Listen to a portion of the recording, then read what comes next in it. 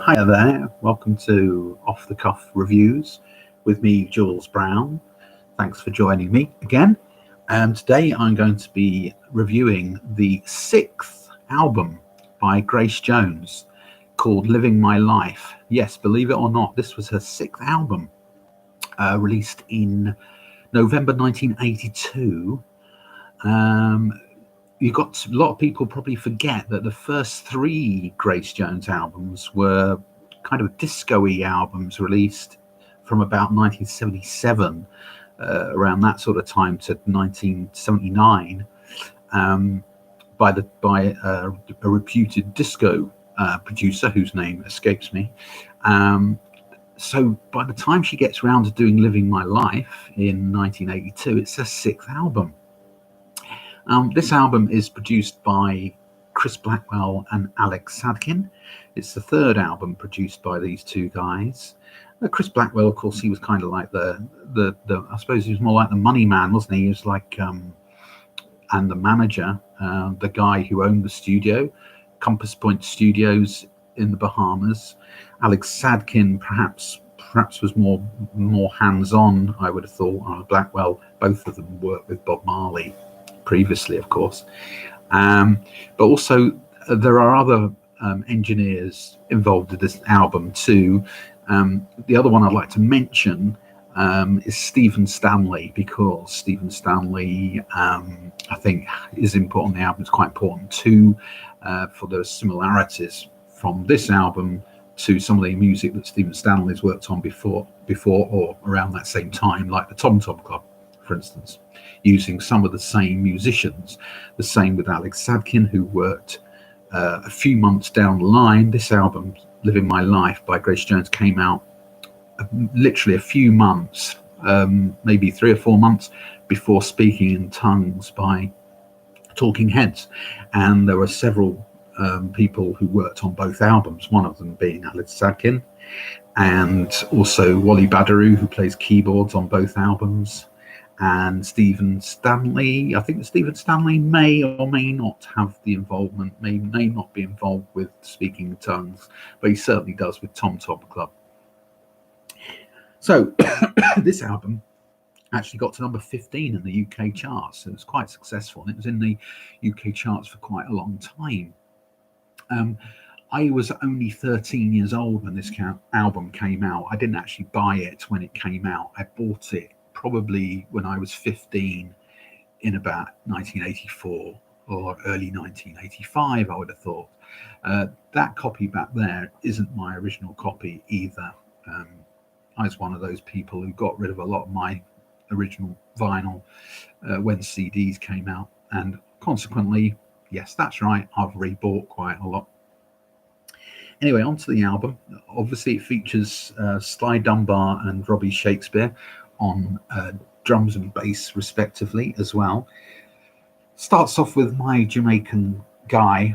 Fantastic track. What a way to start an album. This reverb snare drum, fantastic reverb snare drum sound. Don't be biased against the 80s for all their snare drum sounds and all the rest of it, because this album is so well produced and got such a good sound to it. You should abandon your prejudices. Wally Badarou's keys and feature well on this song, and the sequencer is prominent throughout the song, louder in parts of, obviously, when the music gets quieter, or when the engineers decide to tweak the sequencer slightly in the mix. Sly Dunbar's fantastic drum rhythm, staccato sort of snare drum, very exciting. Some hand claps, extenuated, loud, reverby hand claps on some of the snare drums. Plenty of space in the song, plenty of air to breathe, and it ends on the bubbly sequencer. Kind of starts the song, really. That's My Jamaican Guy. Track number 2 was co-written by Grace Jones and Sly Dunbar. You can probably tell by, again, more exciting drum rhythms from Sly. Very exciting start to the song this time with a kind of like a syncopated bass drum with a kick bass drum, which makes it got that sort of groovy effect. A fantastic effect on the snare drum again, but not all the time. Varies when they want to put in an extra noise. Fantastic Robbie Shakespeare bass line. Bongos and congos come in this. They band know when to play and when not to play, but that's probably the more to do with also the producers, Blackwell, Sadkin and Stanley, taking things in and bringing them, taking them out again. But with these musicians, I think they know what they're doing, so maybe they didn't need a lot of guidance. Fantastic Wally Badarou keyboard solo, squelchy keys, there are different keyboard sounds on the album, but there's that squelchy sound which comes back in quite a lot of the stuff that Wally Badarou did at that time, also with Tom Tom Club and Talking Heads. Great guitar lines too, one which follows the bass kind of thing, and the other one plays this kind of funky bits. And the guitarist is obviously the guy who writes quite a lot of these songs, Barry Reynolds, but the other guitarist, his name just escapes me. He plays on some of these. I'll come back to it later, but yeah, he's not. You can't really tell which guitarist is doing what, but I've got a feeling that Barry might play probably the more conventional reggae-like bits. Mikey Mao Chung, is he the guy who does all the funky guitar bits? I bet he is with a name like that. Yeah, so back onto Nipple to the Bottle. Yeah, so that's basically Nipple to the Bottle. And then track number 3, The Apple Stretching. This is written by somebody called Melvin Van Peebles, so lyrically and musically, I think. And it's got this great narrative, great words, which Grace narrates and does a fantastic job, and the whole thing sounds fantastic. Dubby feel to it, reggae, not so much of a snare drum on this one, but this impossibly pretty chorus comes out of nowhere. It's just the apple stretching and yawning. A bit better than that, but it's just lovely track. Pretty chorus. A bit Tide is High, I thought. Tide is High E, as in probably more the Blondie version. And Wally Badarou excelling on those keys, with some serious percussion in this, which is done by a chappie called Isaiah Sticky Thompson. Did you know that? Yeah, I don't know a lot about Isaiah Sticky Thompson. I know a bit about Steve Scales and Raphael De Jesus, but and David Van Tine, but not Isaiah Sticky Thompson. Similar sort of stuff, I would imagine. Very talented. New York putting its feet on the floor. Side 2, that's the end of side 1. Very good. I think side 1 is very strong, actually. Side 2 is slightly different. It's a bit disparate. Starts with Everybody Hold Still, which starts with a kind of gospel-y backing vocal, just saying the name of the song, singing the name of the song. The whole song is more of a straightforward pop kind of thing going on, more conventional drum beat. It sounded to me like it should almost be. This isn't a put down. It's not meant to be anyway. It almost sounds like it should be on David Bowie's Tonight album, which of course, whilst a commercial album, is generally not regarded as one of David's better albums, but it had that sort of feel to it, even though it was done a couple of years before Bowie's Tonight album. Track number 2 is steps it up a bit for me. Cry Now, Laugh Later, as again the drum rhythm and the keys, very exciting start to the song. Those squelchy keys are back. The big clap sounds on the snare drum. Hesitate to use the word wicked, but what else could I use for this guitar playing? This funky wicked guitar line.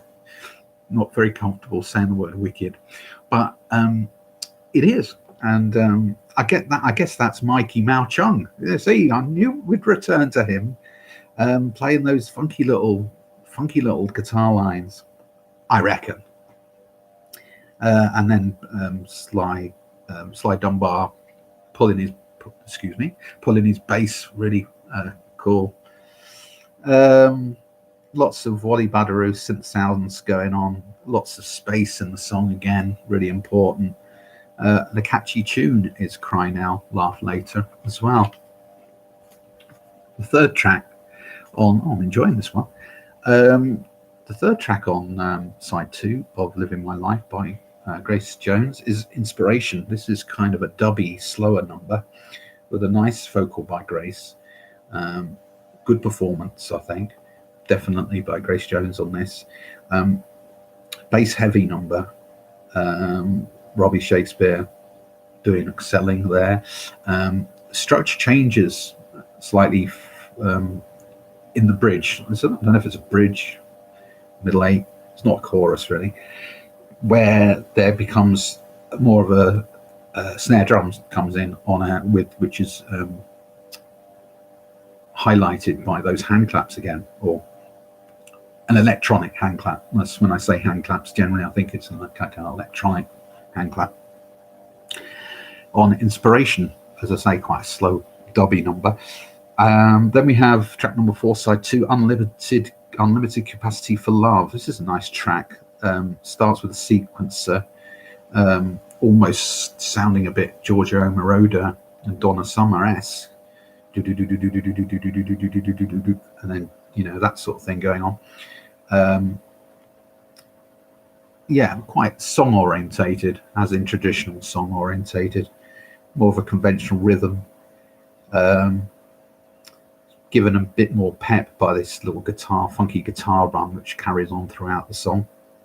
Some gospel backing vocals in there, swamps of keyboards on the bridge by Wally Badarou. I thought some similarities to some of the songs on side 2 of Speaking in Tongues by Talking Heads, which of course was recorded or at least released after this album.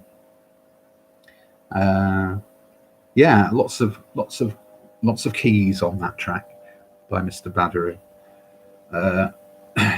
Interesting character. I'd like to meet him. All the people that Wally Badarou would have worked with, and I wonder what his solo. He's done a few solo albums. I wonder what they're like. It's got kind of these session musicians.